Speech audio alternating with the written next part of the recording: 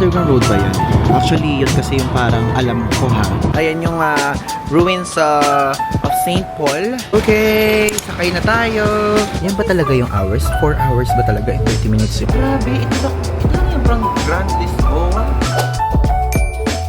Hello guys! I'm back again with another video at ngayon sa video na to ipapakita ko sa inyo ang ating pagpunta from here sa Hong Kong to Macau. So ngayon nandito pa rin ako ngayon sa The Fullerton Hotel Ocean Park. So if ever kung interesado kayong malaman kung anong review ko sa hotel na to, panoorin nyo po yung previous episode dahil pinakita ko sa inyo ang lahat ng possible na makikita nyo dito sa The Fullerton Ocean Park Hotel. Okay? So ngayon tara na mag-check out na tayo dahil pupunta pa tayo sa Prince Edward. And bago ko simulan lahat ng mga sasabihin ko sa inyo is ako po, kasama po ang ate ko, ay nag-book po kami ng ticket sa Klook. So ngayon, hindi tayo mag-turbojet. Kasi sa mismong from Hong Kong to Macau, merong dalawang way. May dalawang way. Pwede kayong mag-turbojet at pwede din kayong mag-bus. So dati, ang ginawa ko is turbojet, diba? So ito, panoorin itong vlog na to. Ayan, in-explain ko dyan kung paano magpunta ng Macau from Hong Kong via turbojet.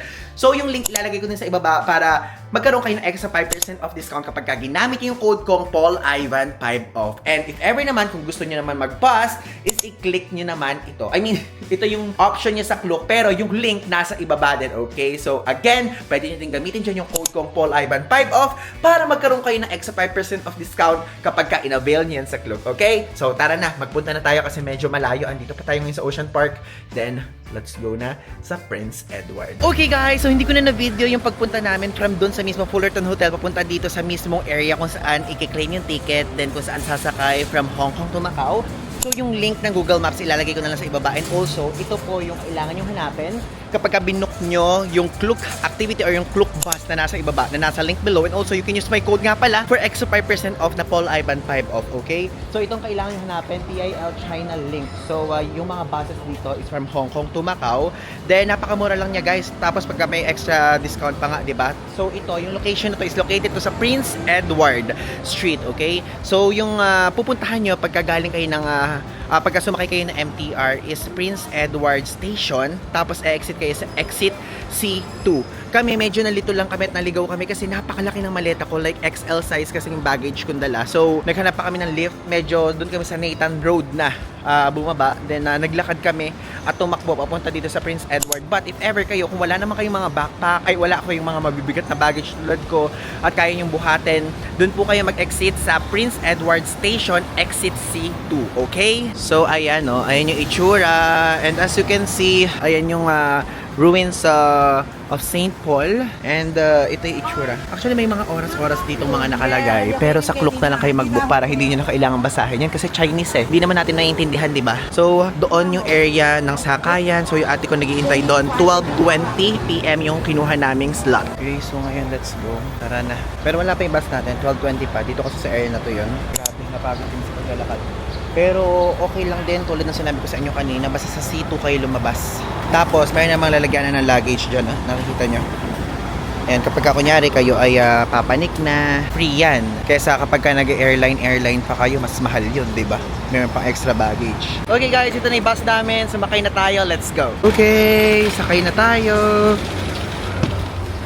Ayan yung tsura ng bus. Ayan, so nakasakay na tayo sa bus. At yung bus na ito, itsura yun. Okay naman yung bus, maganda yung upuan. And as you can see, ayun yung ate ko. Naghiwalay kami. Kasi baka konti lang yung tao. Eh, okay lang yan. Pero kung madami yung tao, eh, tigisa kami. Tapos may TV.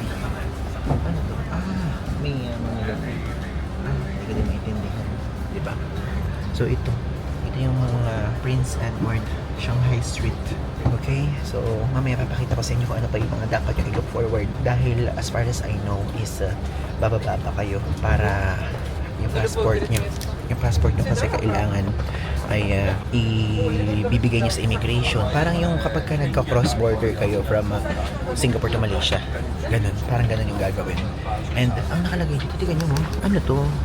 Yan ba talaga yung hours? 4 hours ba talaga in 30 minutes yung flight? I mean yung ride? Oh my god, tagal if ever.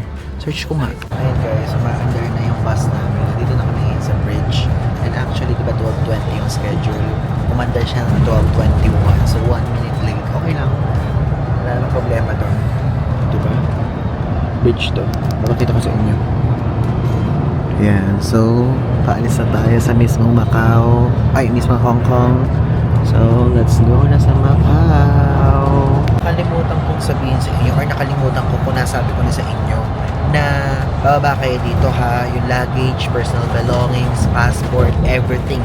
Nadala nyo, ibababa nyo. Kasi dadaan kayo ng immigration. Okay, naalala ko na. Nasabi ko na pala sa inyo. Inuulit ko lang. Okay, so andito tayo ngayon sa passenger clearance building and binabasa ko para tama. Ano siya? Para siyang mismong airport. Ayun na. Pero for buses. Let's go. Ayan guys, so to Zhuhai and Macau. Let's go. Feeling ko pa maya-maya bawal na yung ano doon. Bawal na yung mismong pag-video. Ayan guys, yung e-channel. So for visitors, tapos doon naman for Hong Kong and Chinese residents. Let's go. Okay, so nakalabas na kami doon sa mismong terminal or kung ano pa man tawag doon. Doon tayo ngayon sa bus again. Ayan. Alam nyo, akala ko yung parang sa Singapore, sa Malaysia, na i-scan pa yung maleta, ganyan. Hindi. Hindi in-scan. Wala man lang scanner, ganun. So, parang normal na normal lang. In-scan lang yung passport.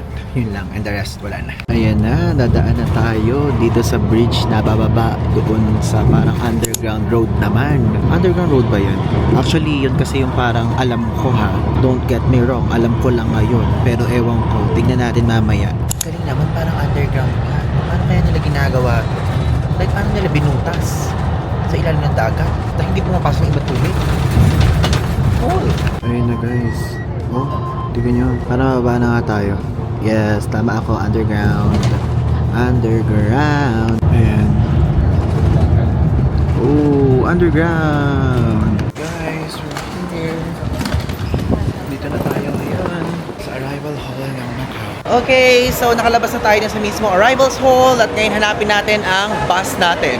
Ay, parang yun yung bus natin, ate. Ayan, so dito kayo pupunta, okay? Wait, di pala nakagitna. Diyan po tayo pupunta ngayon sa cross-boundary bus na ganito. Okay, so let's look sa ating bus line. First time mo ba mag-cross country? I mean, para cross-border na ganito? Hindi ka nagaganito sa Qatar to Dubai? Hindi ganun ba? Hindi. Pero hindi mo pa lang fly. Ayun guys, pangalawa na natin tong cross country o cross border. Ang una natin Singapore, Malaysia, then next ito. Okay, so andito na ngayon tayo sa bus at yung bus na sinakyan natin is hindi ito yung bus kanina. Ay, tayo lang, nag-close na oh. Kasi kanina yung bus namin ayun umalis na. So iba-iba pa lang ang bus bawat hotel. Grabe, ito lang yung from Grand Lisboa. Ang galing naman, kami lang oh. Nakakatuwa. So yun na, if ever depende sa drop-off point nyo.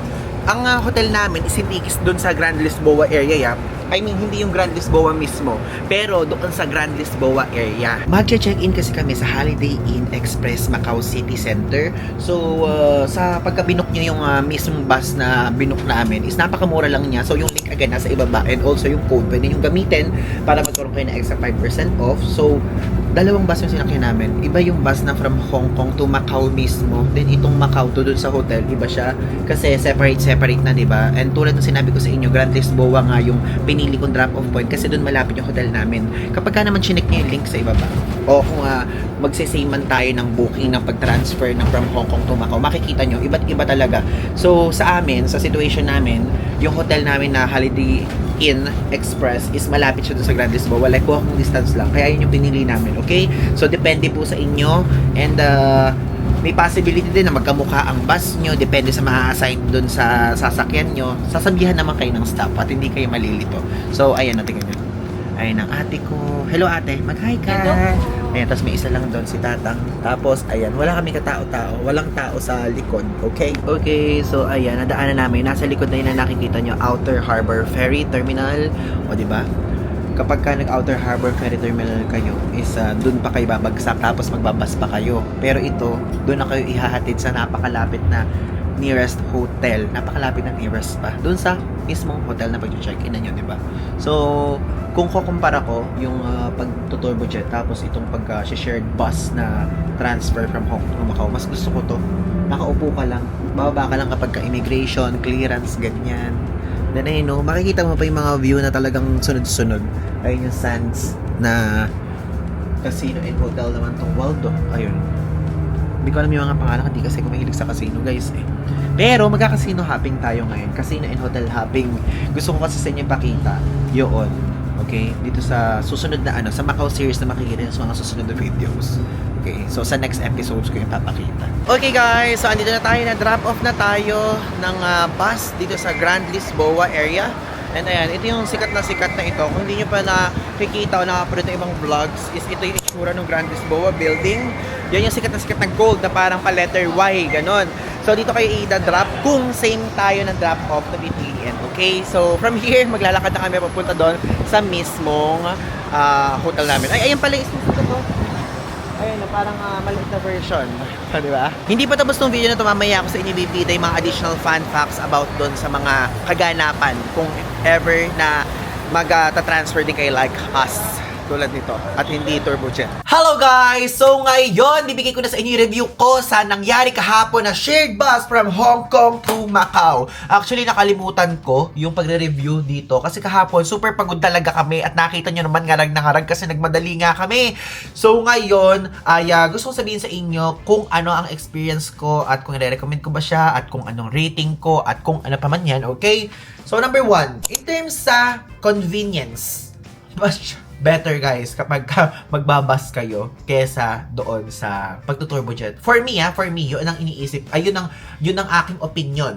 Ewan ko na lang kung nakapunta na kayo, na-try nyo na kung ano magiging opinion nyo. Pero sa akin, parang feeling ko, mas convenient siyang gamitin. Dahil, mas convenient i-avail yung bus rather than yung mismong turbojet. Dahil pupunta ka lang dun sa mismong Prince Edward Station, tapos pupunta ka lang dun sa ticket booth, tapos sasakay ka na sa bus, tapos pagsakay mo sa bus, dire-diretso na yon, bababa ka lang para ipatatak yung passport mo, and yung pag-exit mo sa Hong Kong, at yung pagtatak nga ng passport, yung may bibigay na sticker naman from Macau, yun lang. So parang for me, okay na siya. And magandang experience kasi kapag nagbus kayo, from dun nga sa mismong Prince Edward, is dadali na kayo dun sa drop-off point na hotel na pipiliin nyo. Kasi madaming drop-off point. Like, literally, ang pinaka malapit kasi sa amin is yung Grand Lisboa. So, walking distance lang dito yung Grand Lisboa. Kaya dito kami nagpa-drop-off. Pero kayo, depende kung saan nyo trip. Ang mga drop-off point is yung mga sikat na hotel naman dito eh. So, tignan nyo na kung saan kayo malapit doon, ganyan. And, kung bus, ganun ang mangyayari. So, ida-drop off na kayo. Pero kapag kasi nag-turbojet ferry kayo, ang mangyayari is ibababa pa kayo dun sa mismong Outer Harbor Ferry Terminal. Tapos from there, magbabas pa kayo, ganyan. So, parang for me, mas convenient pala talaga kapag magbabas. So, yun. Nung una iniisip ko, magbabas ba ako o magto-turbojet? Kasi pagka turbojet, parang feeling ko mas mabilis siya kasi syempre turbojet nga. Pero iniisip ko, nakapag-turbojet na ako at gusto ko naman ma-experience yung bus. And hindi ako nagsisi kasi much better pala talaga siya. Kaya if ever kung babalik mo na ako dito ulit, mapa from Macau to Hong Kong ang gagawin ko naman, o mapa Hong Kong to Macau ulit, bus na guys ang pipiliin ko kasi na-try ko na parehas. Okay? So again, yung link ilalagay ko dyan sa ibaba, and also you can use my code PaulIvan5off para magkaroon kayo ng 5% off discount. Okay? And applicable din yung discount na yan sa hotel, so much better kung feeling ko sa hotel yung gamitin kasi 2 times lang pwede gamitin yung code while filming this at the moment. While filming this vlog, 2 times lang siya pwedeng gamitin. So, sulitin nyo na yung 5%. Okay? And, magbas na lang kayo para hindi na kayo mahirapan. And, yun lang naman. Gusto ko lang mag-suggest sa inyo na magbas na lang kayo and wag na kayong mag-turbojet muna. Or pwede, depende naman sa trip nyo. Okay? So, yun lang. Gusto ko lang sabihin again. Maraming salamat at abangan nyo pang mga susunod kong episode dito sa Macau. Okay? So, yun lang. Thanks!